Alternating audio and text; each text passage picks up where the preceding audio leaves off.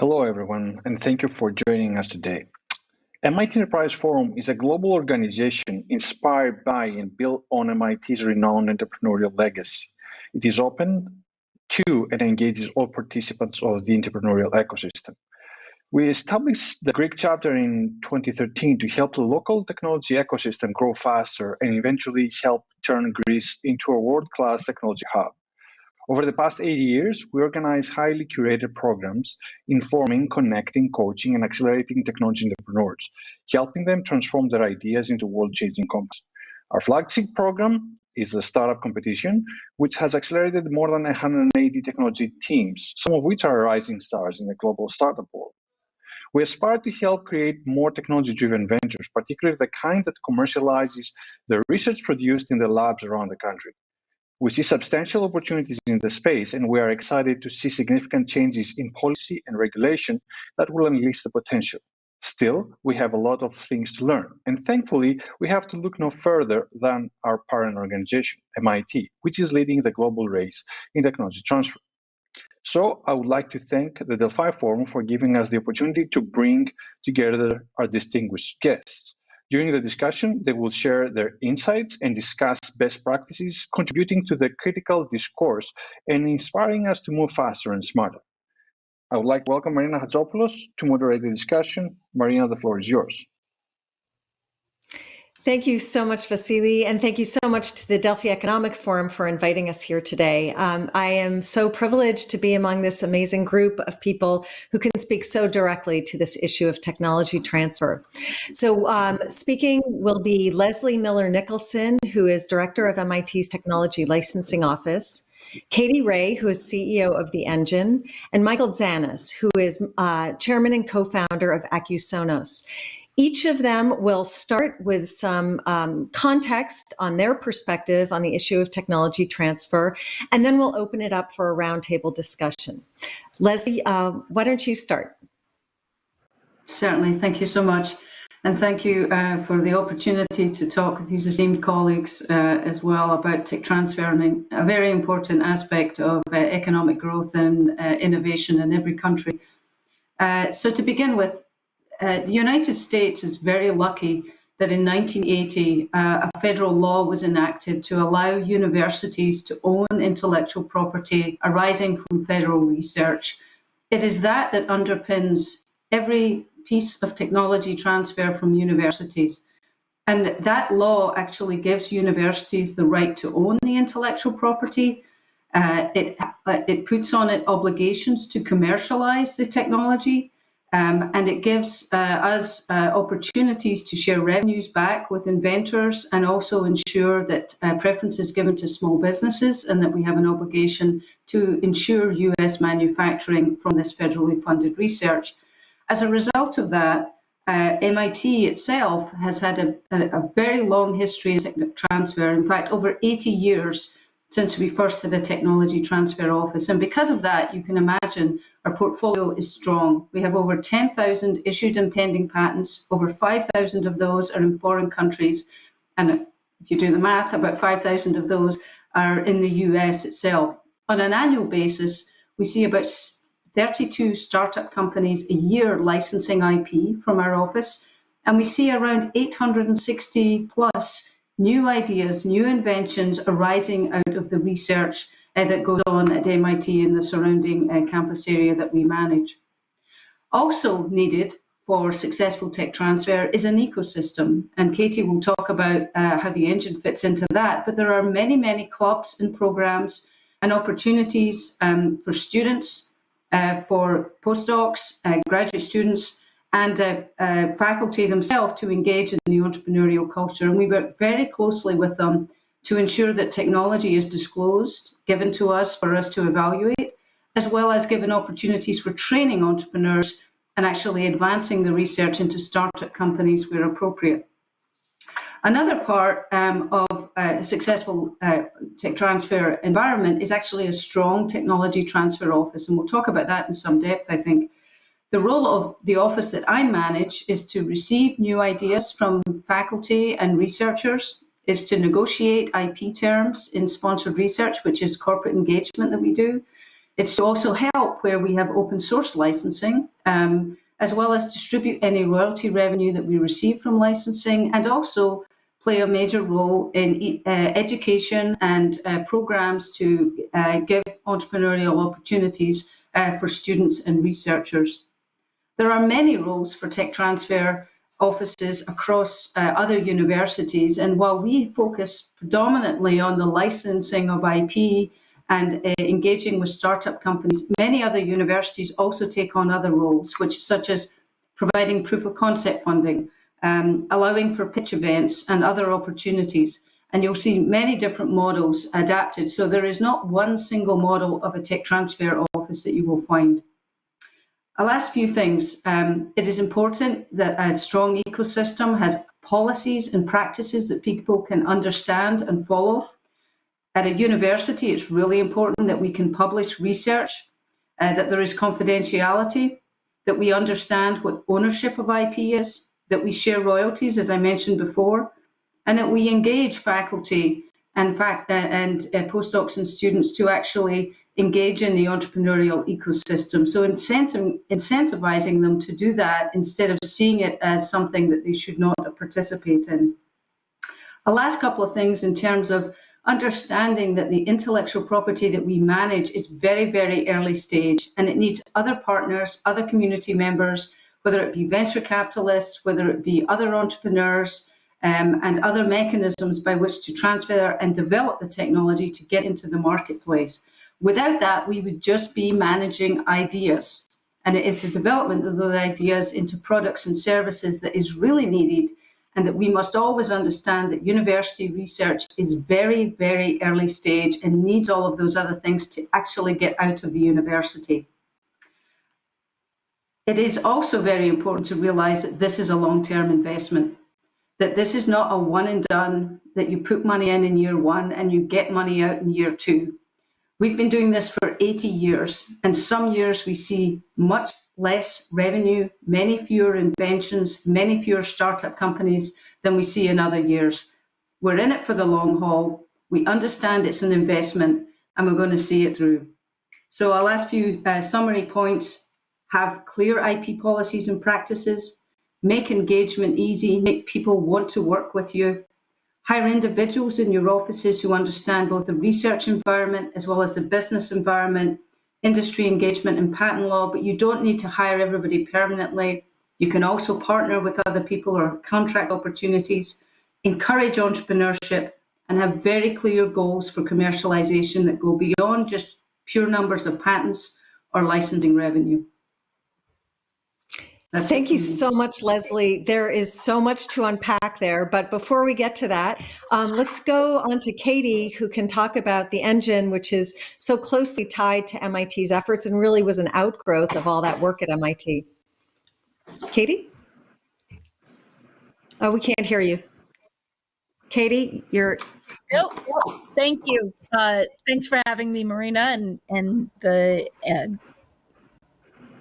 Enterprise Forum, sorry. I run something called the Engine, which is directly related to MIT. We spun out as a for-profit from MIT. We have a venture capital fund, but we also work very, very closely with all the university labs to do tech transfer into very large impact companies that could also be foundational technology companies.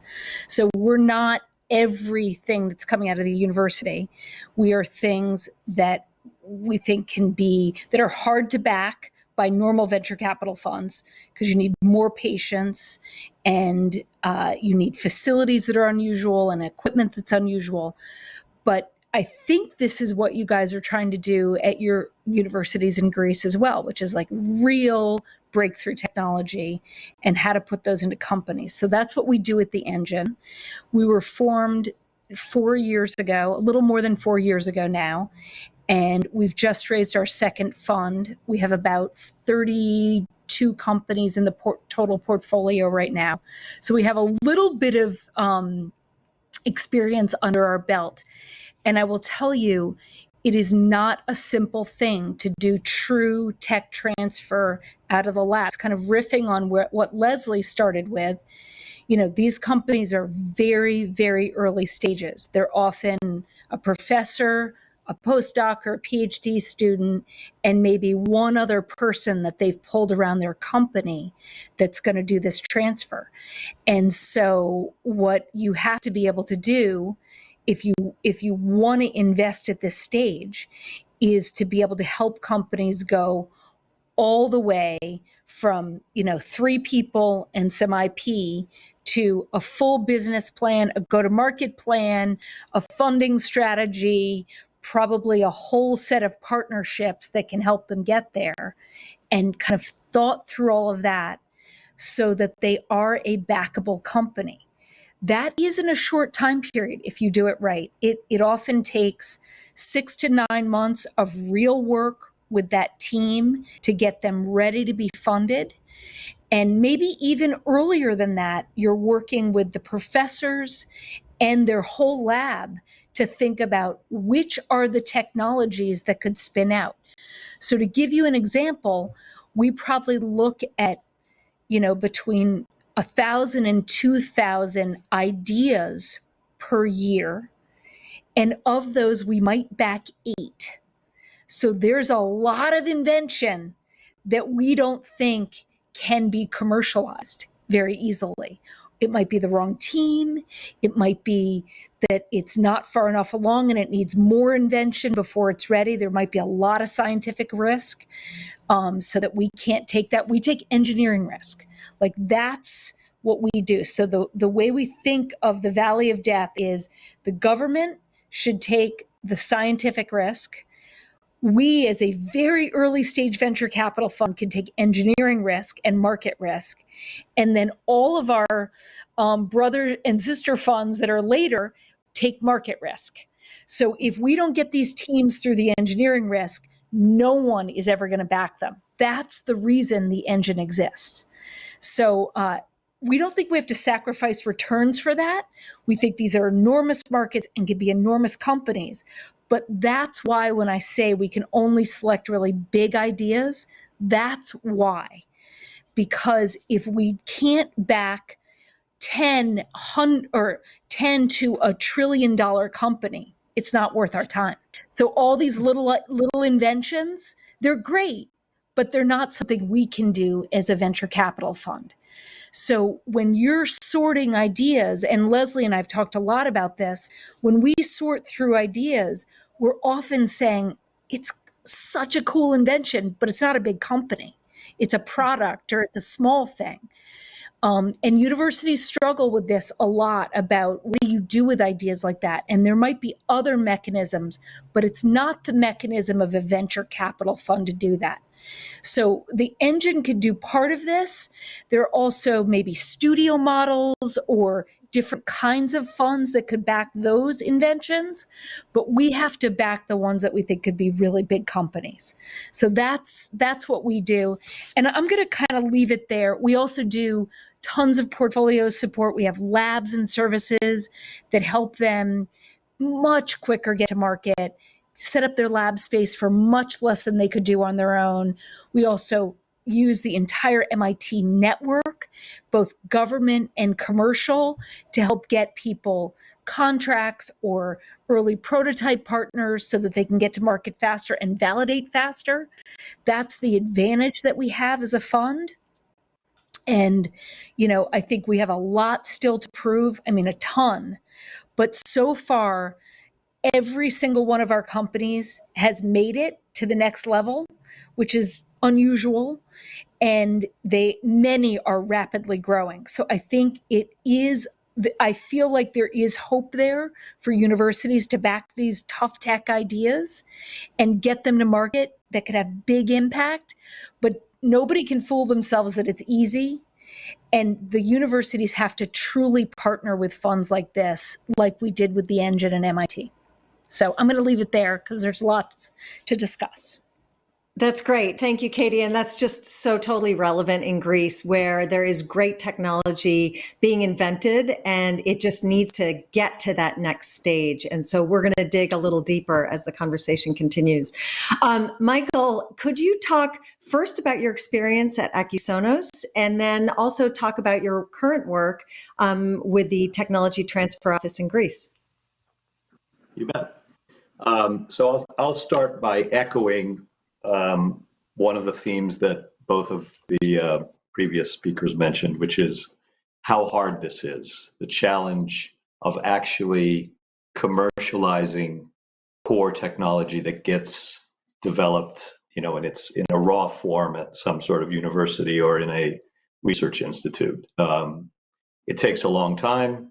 It doesn't always work. A lot of things have to line up that might not be in your control. I think both Katie and Lesley mentioned that, there's lots of potential opportunities that don't make sense.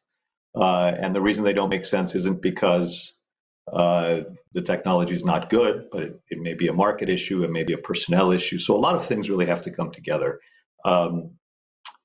The company I've been involved in Greece called Accusonos is an audio technology company that began in 2013. So we've been around a while, and we have managed to find, after a lot of trial and error and a lot of exploration, some core markets that we believe we're successfully addressing. But again, it was not an easy path. Generalizing beyond, and I think one of the perspectives that I bring to this discussion is more from the side of the creator of the IP. A lot of what Lesley does and a lot of what Katie do are assessing other people's, and I'm not saying that's super important, it is, but the creation of the IP is sort of a different way of looking at things. And the way I look at all this, and especially in Greece, is how do you create an environment where that creation can happen? And I know Lesley thinks about this all the time too, and she mentioned it in her talk about creating an environment, a culture that motivates people to actually participate in this IP creation or this asset patent, whether they're patents or know-how or whatever sort of assets they are. And Greece is a long way behind anything that's being discussed here today. That isn't to say that Greeks as people are necessarily. I mean, you can look at Greeks who have distinguished themselves throughout the world in academia and in research institutes and in corporations. So there's no question that there's an inventive capacity within the culture, but the actual institutions in Greece are, I don't know what MIT was like 80 years ago when this started, Lesley, but it's probably not that dissimilar. maybe it was 50 years ago from what MIT looked like 50 years ago. Having said all that, one of the other hats that I've worn recently, I was asked to participate on a council, which is advising the National Council for Research, Technology, and Innovation within the government. I've never done anything public policy-wise, but I thought this was an opportunity, again, to bring this perspective. And there are some initiatives, some very well-intentioned initiatives in Greece right now to create new legislation around spin-offs and how to create spin-offs and how to encourage spin-offs out of universities, and also how to create a better tech transfer culture, technology transfer culture. There's actually about 14 million euros that are going to be allocated over the next several years towards TTOs, towards tech transfer offices, to help create an environment of technology transfer out of the universities and the research institutes. Everything in Greece that we're talking about is public. It's really funded by the government, so you don't have any private elements. And one of the steps that we're addressing within the new legislation is clear ownership, which I think was one of Lesley's first points, is the ownership has to be very clear of this IP. It wasn't entirely clear prior to what's going on now. But that IP will be owned by these tech transfer offices. So I think when we look at what the opportunities are, they're real in Greece. The challenges are also real. The stage at which Greece is right now is, we're not worrying about how the royalties get fairly distributed. There are no royalties. We're talking about trying to get invention disclosures filed and get scientists to understand how important it is, or that there is an opportunity to participate in this way. And why they would want to participate could be a lot of different reasons, but there needs to be that awareness increased. And there needs to be a relationship formed between the people who are creating the IP and the people who ultimately own it and represent it. And that is a relationship that needs to be based on trust and value and competence. And forming these offices, in my opinion, properly will really help get Greece off on the right foot. But it's invaluable to have you two here today, because this is what we could be. This is the vision for where we could go. We're not there yet, but getting the first few steps right is a big step in the right direction. So I'll stop there as well. I could say a lot more, but I'd like to hand it to Marina and guide us through the next 20 or so minutes. That's great. Well, so now I'd like to open it up for more of a conversation. And why don't we start with a sort of basic question? I'd love to know what you all think about this, but for Greece being in the early stages of this process, would you recommend a focus on startup formation or on licensing technology to larger organizations? I'll start with that. I could break. I would start. I would start with creating a better flow of technology first and foremost, so that there are opportunities either for startups or licensing opportunities at corporations, because there's just not a lot yet.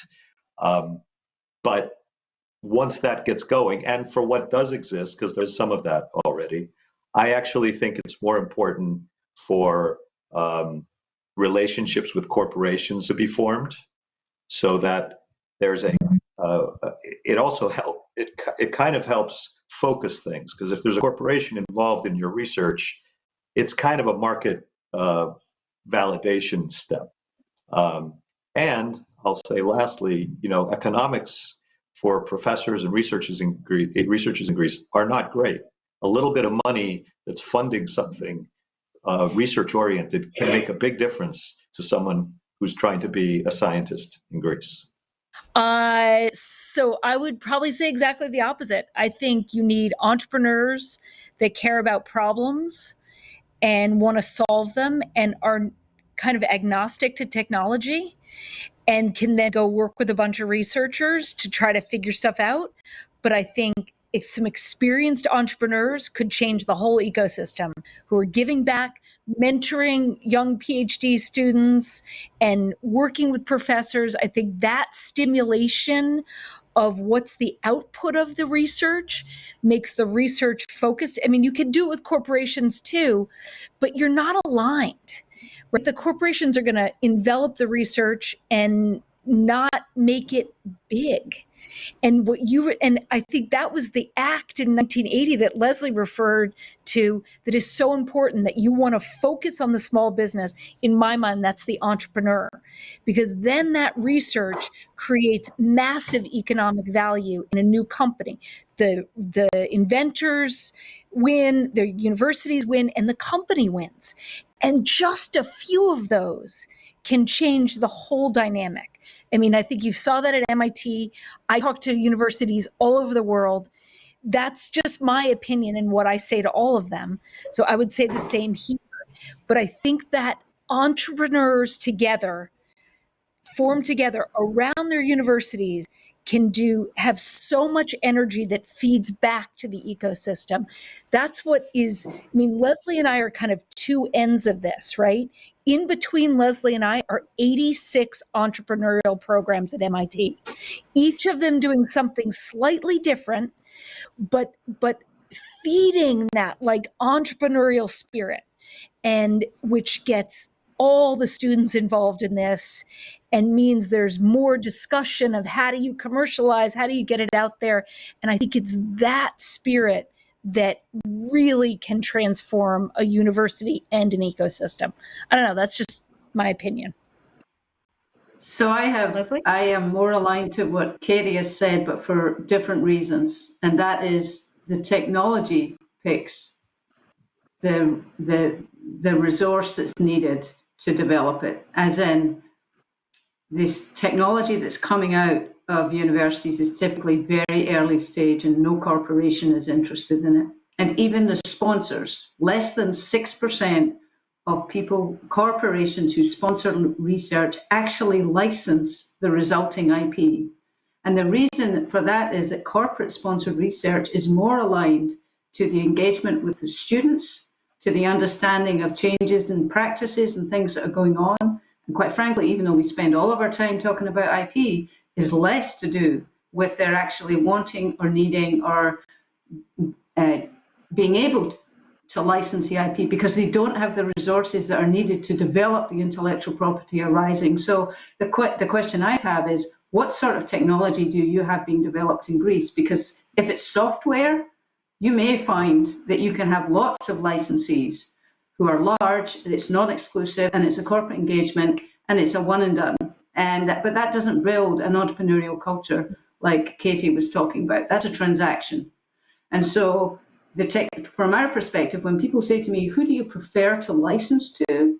I'm like, I don't know until we see the technology, because if it's a piece of software that's, a whole load of code and it can easily go out, it can be a non-exclusive license to multiple parties, large, small, in between. If it's a nascent technology without a market and with great potential, but we don't really know how to do it, it's a startup company and we need champions and we need all those people that Katie talked about. That's great. So continuing on that line, I think it'd be really useful for people in Greece to understand what's the typical profile of your startup team. Does the professor go on the board and the PhD student graduates and is the CEO? Like, what's the typical sort of team building in those early days? Katie, do you want to take that? Because you work with the teams. We see them disclose, and then they begin to form their ideas about starting companies. But Katie's team is the one who kind of talks to them and begins to form them. Typically, what we see is that there is an inventing professor, right, who often is a founder but isn't going to take a managerial role in the company because they're not going to leave the university. And then what we see is some of their PhD students or postdocs who want to take the company forward. And I'm talking about deep technology companies where you can't just get an MBA to take the idea. Like, it's just not going to work. But what we see then is they try to round out their team with either operations or business so that they can get to market.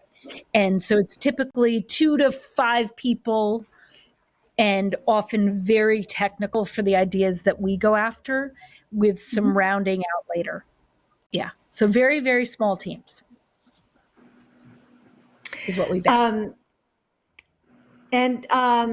Actually, Katie, as long as we're on you talked about the whole infrastructure that you provide: funding, workspace, labs, workshops, a network of like-minded entrepreneurs. Of all these things that you're throwing in the pot, I mean, a huge amount of resources. And now, you want to help Michael to help Greece set up something similar. Like, if you had to pick, what would be the most important? If Greece wanted to replicate sort of what you're providing on a smaller scale, what would be the focus? I think the most important thing is to have a team that cares about the entrepreneurs, that their focus is on helping them grow as a team and succeed as a company.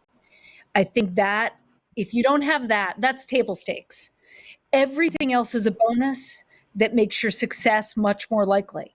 But you really have to start with people who are devoted to the success of the entrepreneur and aligned to their success. That's why a venture capital fund works. Like, if our teams win that we backed, we win as well. So there's economic alignment, but there's also what I'll call spiritual alignment. Like, I am the champion of the entrepreneur. Like, I get up every day and that is my purpose in life, is to make them more successful, help in whatever way I can. So you need that group of human beings who is aligned to that. Great. And after that, I'd probably say network is the second most important. Facilities are incredibly important because it creates a cluster, but you could start lighter with a deep network, right? Think about all the Greek entrepreneurs around the world who've succeeded. If you could grab them and say, will you help us with this? And they said yes, you already are starting off in the right direction. And we are actually starting to do that. We're building a diaspora group and hoping to help build a bridge for these Greek entrepreneurs. Michael, we saw from Lesley how rich the entrepreneurial ecosystem is in Greece, and we just heard from Katie about all that support. How would you envision Greece beginning to replicate some of this? Would it be in a university setting? What is your thinking? Is there a physical conglomeration envisioned? So I think there's sort of two parallel developments occurring in Greece. There's a lot of the kind of entrepreneurship that Katie was talking about taking place. It's not as connected to universities, however, as I think the initiative that's happening in the government and with some of the new legislation is trying to do.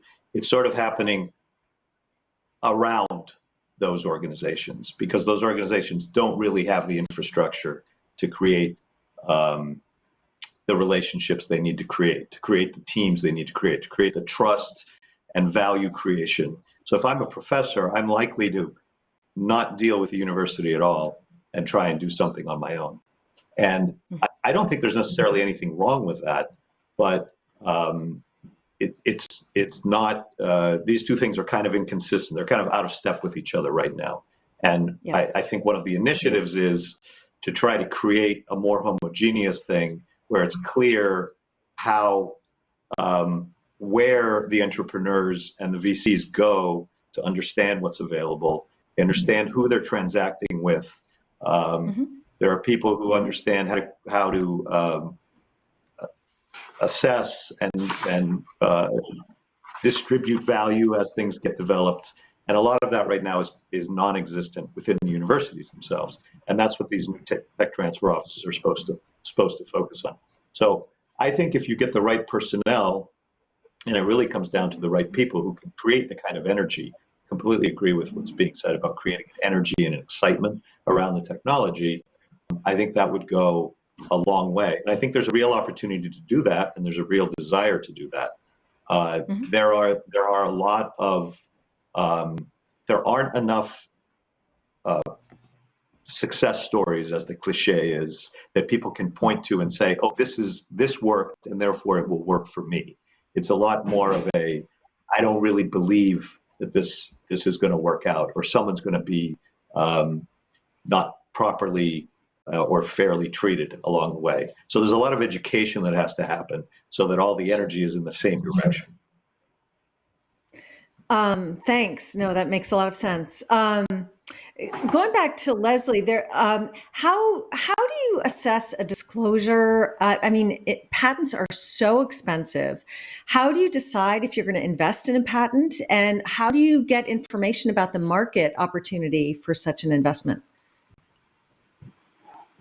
So this is an answer that I wouldn't recommend anyone else gives you, because we see 800 inventions coming in, and it's like a fire hose every day at our office. And the other complexity is the fact that we often have joint inventors because of our ecosystem.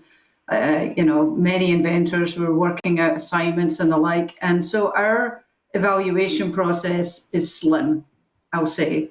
And the other thing is that we basically are dealing with things where our faculty members are telling us they're just about to go to a conference and present on it.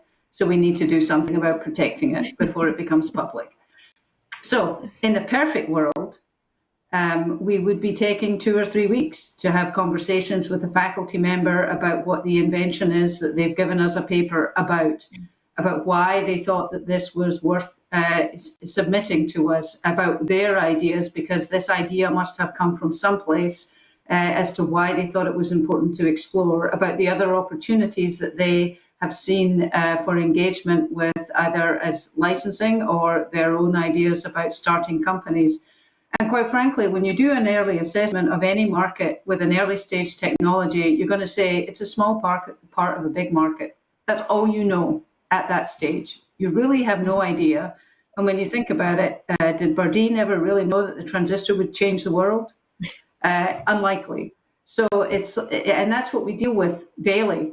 And so our work is the fact that we have professionals in the office who have a sense of the type of technology, our success with licensing it, the reputation of the faculty member, the fact that this has had lots of feedback from people, or sometimes people walk in the door saying we're interested in licensing this because of the reputation of. But there are many tools out there for valuing technology, but we're not dealing with technology. We're dealing with ideas. We're dealing with inventions. And so we effectively are putting bets on things we have no idea whether or not they're going to move forward. And it is the people like Katie and her team and the others who are working in our ecosystem who help make the assessment later on. And so the problem is that unless you have the resources to invest early, you will pass on opportunities because you can't afford to do it. And that's the biggest problem with early stage ecosystems. And so if there was one message I'd say is invest in the investment that you have to make to get ideas in the pot that become those ideas that Katie's team and others look at to see whether or not they can be advanced. Because there is nothing you can do when the idea is a glint in an eye to assess whether or not it's going to actually have impact on the market. It takes tens of millions of dollars of further investment to actually be able to make that call. Yeah, that's great. I just want to echo. Yeah. I 100% agree with that. I think the a lot of what Katie is talking about and benefiting from is years of stuff that get to a point where you can actually look at 300 things that are potentially viable and pick 8 or 10 or a number. At this stage in the research environment in Greece, we're just trying to get 50 ideas or 100 ideas or 200. And I'm exaggerating. There's a lot of people working hard in Greece at these things, but it's nowhere near the scale that it needs to be in order to start creating a filter. And baby steps right now are the key thing. How do we create the kind of motivation and the kind of trust for the first few steps of a process that we can look back in 10 years and say, we created an ecosystem, and now there are people coming in and funding hundreds of millions of dollars towards some idea that was vetted properly and all that. So it's hard, I think, or it was very hard for me to appreciate this because my whole career has been in the United States. I licensed technology with a company I worked for from MIT 15 years ago for speech technology, and we commercialized it. So it's a very different level of maturity, and that makes it challenging. And I think the first few steps, I tend to feel like the first few steps are, if they're in the right direction, they can be really, really helpful towards getting things in the right direction. And that's why I think all of your perspectives are so valuable. Thank you. Thank you, Michael. We have 15 seconds left, so I'm going to give Katie the last word. I would just say, I think, listen, I speak to lots of different people who feel the same way. Like, we're just trying to get started. MIT, you have every advantage. You've been at this 80 years, and it's totally true. On the other hand, it really all starts with a couple people, right? Maybe even one. So I think I love your idea of the diaspora coming back, and just the two of you, right, can make such a difference in encouraging the actual work and celebrating the work of entrepreneurship and stepping out and trying, whether you're on the research side or the biz dev side or whatever side it is. So it all starts with a few steps. And I helped scale Techstars. So we saw this all over the world and people saying the same thing to us. So like, I know it works. It's just, you got to grab each other and hold each other's arms and walk forward together. And you can, listen, you can make nothing out of rocks, right? And there's a lot of rocks in Greece. So like, it's time to get started. So. That's a perfect ending. Thank you, three of you, so much. So many lessons to be learned. We could sit here and talk for hours. So really appreciate your time and sharing your wisdom. Lesley, Katie, and Michael, really appreciate it. Thanks, Marina. Thanks so much. You're welcome. Take care. Thank you.